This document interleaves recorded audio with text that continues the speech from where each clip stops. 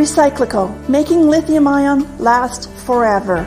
Recyclico's patented recycling process achieves up to 100% recovery of battery metals from lithium-ion batteries for electric vehicles, including cobalt, lithium, nickel, manganese, and aluminum. Recyclico Battery Materials Incorporated trades on the TSX Venture AMY, on the OTCQB AMYZF, and Frankfurt ID4. For more information, visit recyclicode.com or phone us at 778-574-4444. Recyclico, making lithium-ion last forever. You're listening to HowStreet.com radio, available online at TalkDigitalNetwork.com. Welcome to HowStreet.com radio, the online source for market opinions. Here is Jim Goddard. My guest is market historian Bob Hoye. He's the chief investment strategist for chartsandmarkets.com. He's speaking to us from Vancouver. Bob, welcome back to the show. Yeah, good morning, Jim, and good morning, or whatever time of day it may be for our listeners out there. Good day. Good day, mate. Just good day. Yeah. We like to start our show with listener questions. Andrew has quite a few questions for us. Andrew's question: despite Bitcoin having been described by some as a limited supply of nothing or the epitome of the greater fool theory. That's a very good line. Yes, isn't it epitome of the greater fool theory? Michael Saylor loaded up MicroStrategy's balance sheet again with another 9,245 Bitcoins near the highs during its recent parabolic move by borrowing money at 0.87% to make the purchase. Wow, where do you get to borrow money at less than 1%? I don't know. He's got some sort of a margin account set up, and the interest rate is interesting. Also, the guy's sort of more or less buying his own deal at exceptionally high prices. But you have to acknowledge that the guy's made a lot of money over the last few years. But I don't know that he's experienced a very serious financial storm, in which case he's going to get a massive instruction. Sure, because Andrew's question was the same as mine. Why do speculative vehicles get much better rates than governments and AAA-rated borrowers? Well, it depends on what the margin rate is at the brokerage firms, and that depends on call money and everything else. And I quite honestly don't know what call money rate is or what the rate is for a leveraged account at a brokerage. So we just have to let this one go. Oh. Or maybe he's got a promise, you get all my Bitcoin. Or we don't know what kind of security you might have put behind that loan, do we? No. Now, Andrew's second question: why is Saylor not selling now? The Bitcoin's price has made a clear technical break to the downside. Did he forget his parachute and take an impractical lifeboat instead? Is he learning to fly, but he ain't got wings? There's a nice quote of Tom Petty. Did Saylor have one too many Beck's beers and get carried away by Joe Cocker's song like the ancient Greeks hearing the siren song? Well, the Joe Cocker song I remember was Get a Little Help from Your Friends, and that was outstanding. But, no, I looked up Saylor, and he has been very successful in these innovative games and leverage and everything else. But it's still very dangerous to buy your own deal at very high prices. Now, the key is when the rest of the market has become very highly priced and vulnerable. Now, he maybe have a good feel for playing his own stock without regard for what's going on in the big market. But we're in a period of time where the big market might not be there, and it could turn into a disaster. So I wish him well. Now, some of the headlines that caught Bob's eye. The first one, Canadian law endorsed by Trudeau government could imprison people for speech crimes. Yeah, the maximum penalty for this speech crime, thought crime law, Bob, is life in prison.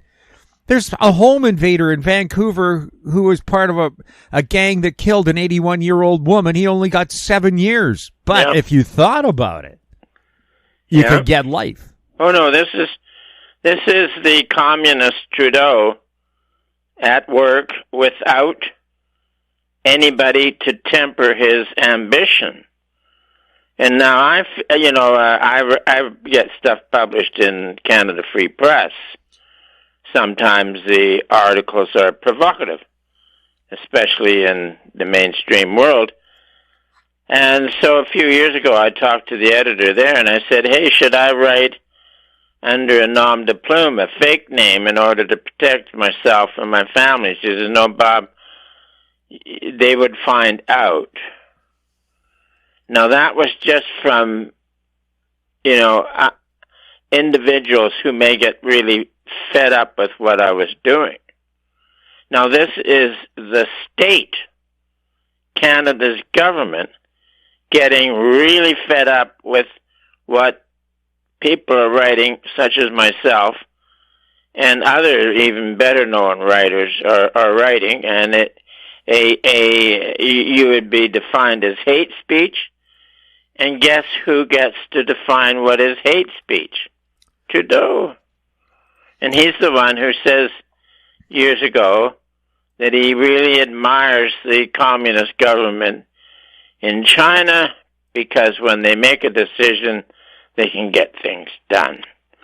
So he's an authoritarian idiot, but he's a very dangerous authoritarian idiot. So the sooner he's brought down, the sooner relief comes into Canada. The actor John Wayne, who our younger listeners probably don't even know who he is, but in one of his movies, his line was, I may not agree with what you say, partner, but I'll fight to the death to defend your right to say it. Yeah. Yeah. Well, that's also an American revolutionary said that, but I can't remember who it was at the moment. Maybe John Paul Jones. I have yet to...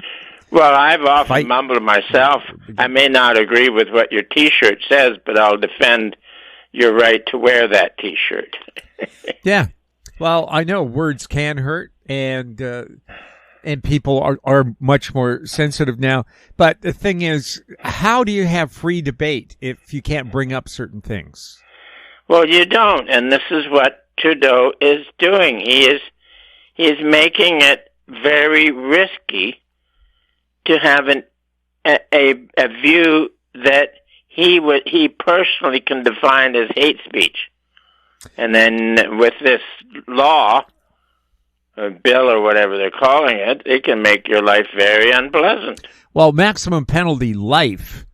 Cop killers don't even get life nowadays in Canada. Yeah. And these, suspects will go out and stab multiple people in downtown Vancouver, back out on the street the next day. But if he had written something online about, I have fantasies about doing this, he could get life. Right.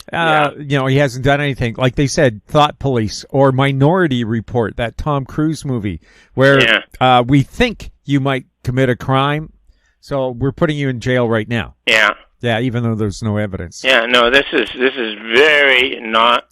not Canada. Also, the rules of evidence for this thing would not be the beyond a reasonable doubt like it is in a criminal court. It would be a Human Rights Commission thing where they can use hearsay evidence. Yeah. In other words, my hairdresser's uncle's cousin's brother said, well, no, Judge Judy even says, no, that's hearsay. I want to hear it from them. Yeah. But you see right out of the Soviet Union. Well, right now, Russia's conviction rate in their courts is 99%. Google it. Ask what the Russian conviction rate is. 99%. Well, in this case, what do you think the conviction rate would be? It'd be under Trudeau. It'd be 100%. Oh no, 1% would be let go. The Russians let 1% go to say, see, our courts are fair. See, they're fair. Some people get out. Yeah. Yeah. Okay. And in a sentence, look, Russian prisons are so bad, guys volunteered to fight in Ukraine where their casualty rate is over 50%, fatal casualty. Yeah. So, they'd rather do that than be in a Russian prison. That's how bad they are. Yeah. Now, we have a headline here. EV euphoria is dead. Automakers, Trump consumer choice. Electric vehicles. The euphoria is over. But the Biden administration is calling for all cars to be EVs, or that is to say, battery-driven by 2030 or something like that. But of He's course, backed down a bit. You can now have a hybrid. Oh, okay. But anyways, Biden will be out of office inevitably with the election in November, and then more than likely Trump will be the new president, in which case the move will be towards freedom of the individual and limited government. And that will be, has always been a good thing in the past, and it will be cherished again. We'll have more with Bob Hoye right after this.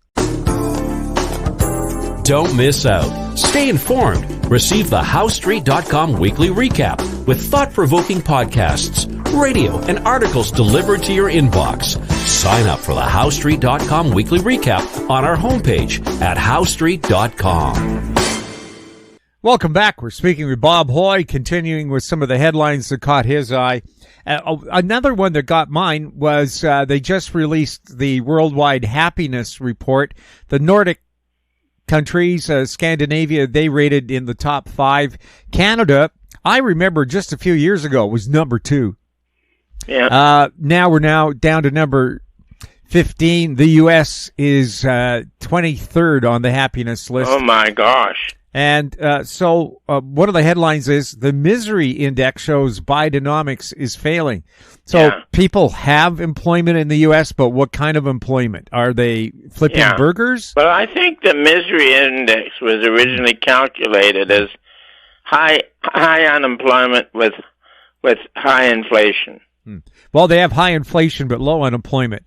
Also, another headline, Bob, I want to discuss with you is a secret RCMP report was dug up by a university professor here in British Columbia, Matt Malone from the BC Thompson Rivers University, did a Freedom of Information request and found a secret RCMP report that is warning the government that Canadians might revolt over low employment, high rents, the inability to buy a home if they want to start a family, and they said they should be prepared for riots.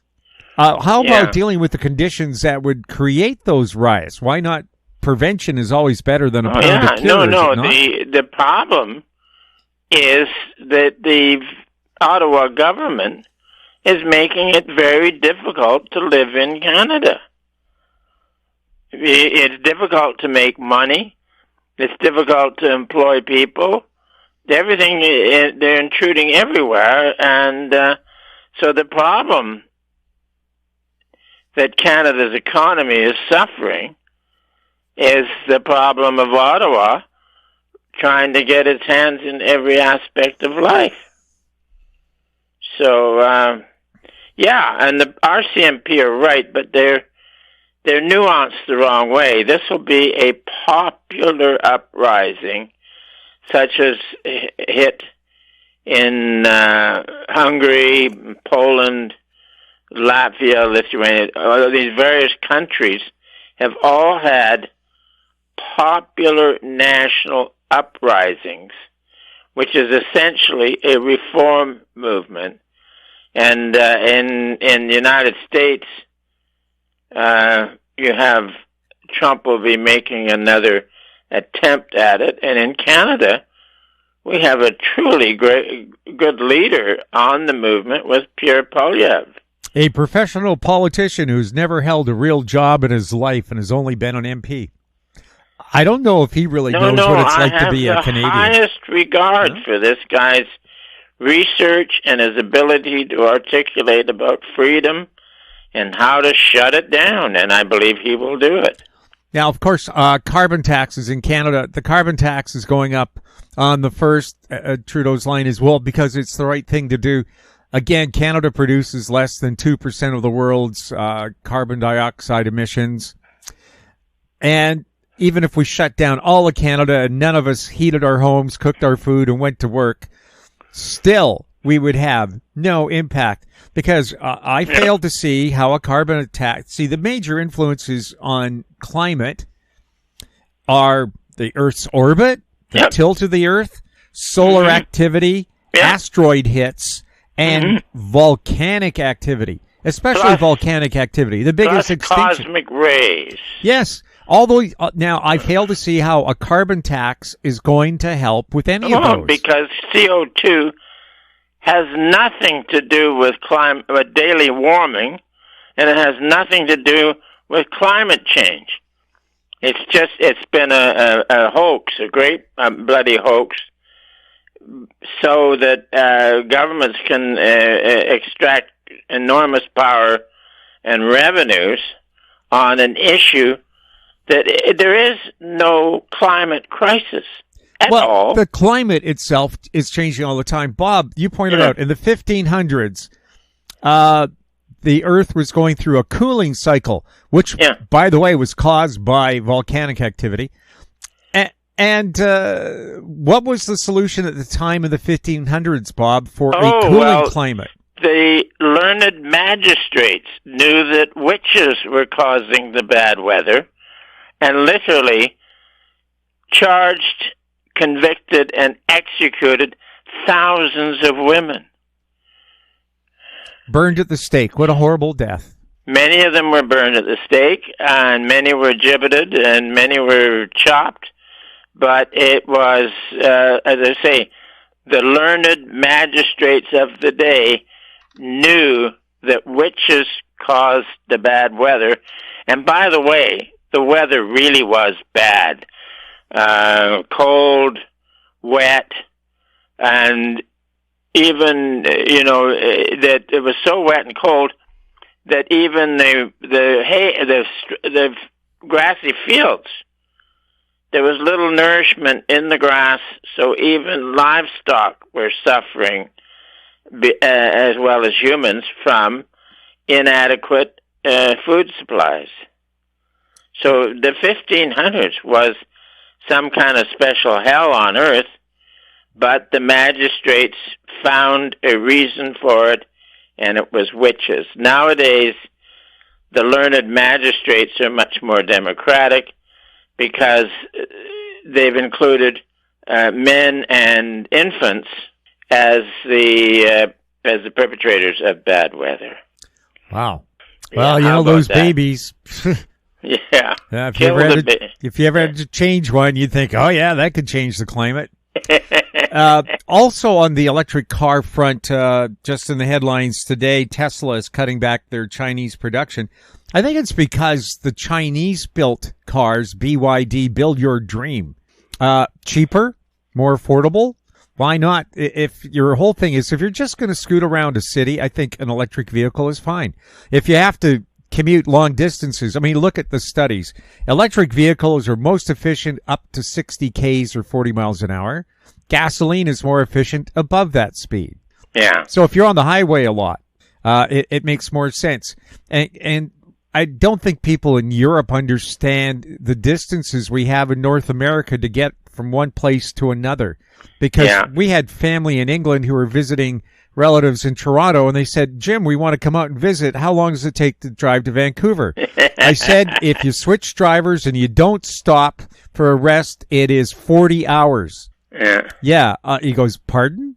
I said, it's a 5-day drive. Yeah. And just switch drivers, just gas up, eat in the car. Even if you Google the trip, it says 40 hours. Yeah. Yeah. So they have no idea about the distances we have. But in Vancouver, where people think it's a little village. Well, I don't even agree with the notion of having electric cars in the city because they're just plain inefficient. And they also blow up and catch fire. So well, that part's unpleasant. Yeah. But, now the fire statistics on that, I looked it up. The danger for electric vehicles is when they're plugged in, and the charging system overheats. That's where most of the fires are caused. Yeah. And so on the road, if you get hit, not so much the fire there. But if it's in your underground parking garage, the sprinkler system designed to suppress a gasoline fire are not sufficient to suppress a lithium battery fire. Just can't handle it. Yeah. And so in our condo, you can't have electric bikes because... Yeah, well, that makes sense. Yeah.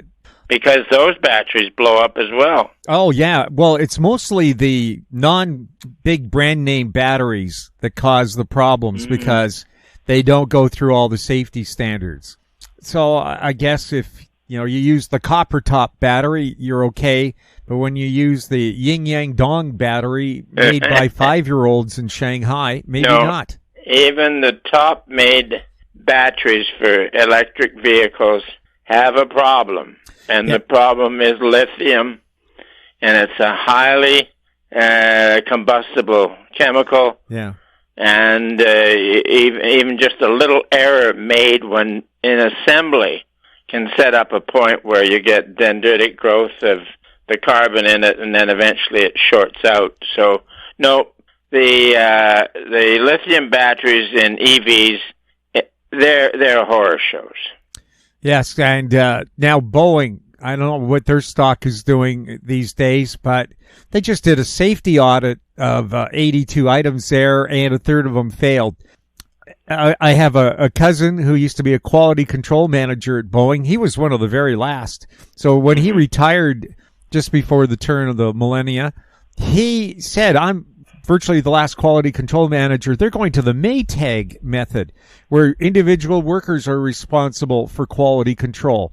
Because Maytag found when they got rid of the quality control managers, their quality went from 90% great or good to 95%. But for an airliner, a 5% failure rate is a 100% failure. Yeah. Yeah. You want 99.9999, don't you? Yeah. Well, Boeing sort of lost it a few years ago when the board of directors went crazy about the stock market, and they spent $40 billion on stock buybacks. So then they didn't have the money to do the proper engineering on the 727 MAX, the first two that fell out of the sky. Yeah. They didn't have the money to do the proper engineering because they spent it in the stock market. Yeah, Boeing also is an evil example.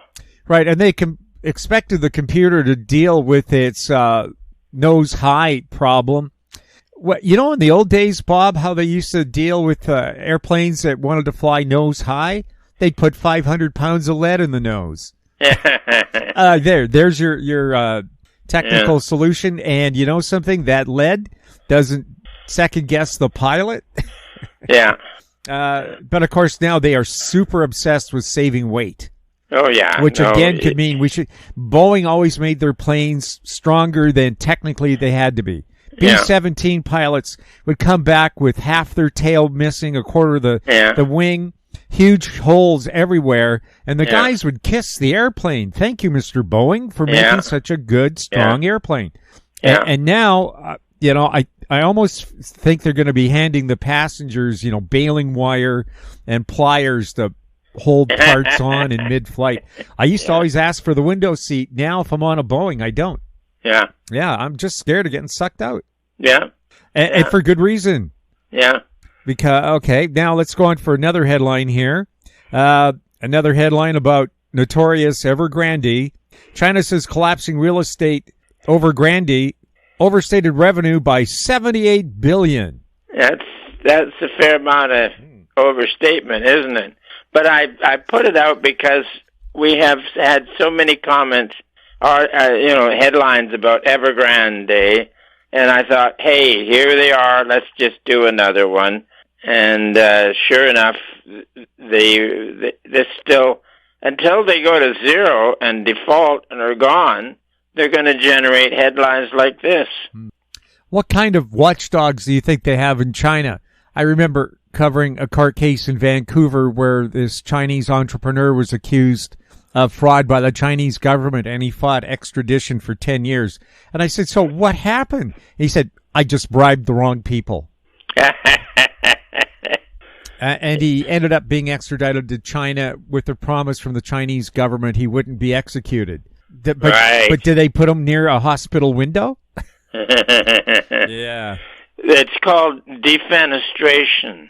When somebody goes out of a window, it's called defenestration. Oh, wow. How's that for a big word? Yeah, for mysterious things happen, comrade. We have a headline, U.S. industrial production sees more downward revisions. Yeah. Industrial production weakening, and they're also revising their preliminary numbers to be a little more realistic. American debt stings like never before in new era for households. Again, the stock market is doing quite well right now, but is the stock market the real economy, Bob? Oh no, it exists unto itself here now, and it's epitomized by Bitcoin, which is nothing. It's just a little electric digit thing, and so no, the stock market is, well, you can't even value it, but it's become very speculative, highly frothy, and you will recall that in October we were looking for a mild correction in the big market, and then strong into the new year. And once we got to January, it was very strong. We thought it could coast as being strong towards March, which it has. So we got the direction right, and we also got the fact that it would become highly speculative, and it has. So now it is vulnerable, and we just wait and watch and see where the cracks first come. Now, getting back to Bitcoin, a friend of our show, Eric Haddock, who will be on our program This Week in Money this weekend, he told us in the past that Bitcoin seems to follow the S&P index. When it's going up, the index going up, Bitcoin goes, but Bitcoin multiplies everything. Multiply it by 10 or 50 or 100. No, it's very much driven by the big market forces. So what we do is just watch it for signs of technical excesses, either at a high or at a low, and then make a comment. But quite likely, the S&P will be in a similar condition as well. No, it is a market phenomenon. Bob, always fun to chat with you. Yeah, Jim, good to be with you, and we look forward to next week. My guest has been market historian Bob Hoye, the chief investment strategist for chartsandmarkets.com. If you have any questions for Bob, you can send them to info@housestreet.com. Our YouTube channel is Talk Digital Network. Find us on X @HoweStreet. We're also on Facebook. I'm Jim Goddard. Thank you for listening. Comments made on HoweStreet.com radio are an expression of opinion only and should not be construed in any matter whatsoever as recommendations to buy or sell any financial instrument at any time. Available online at TalkDigitalNetwork.com. HoweStreet.com radio is a production of Howe Street Media Incorporated.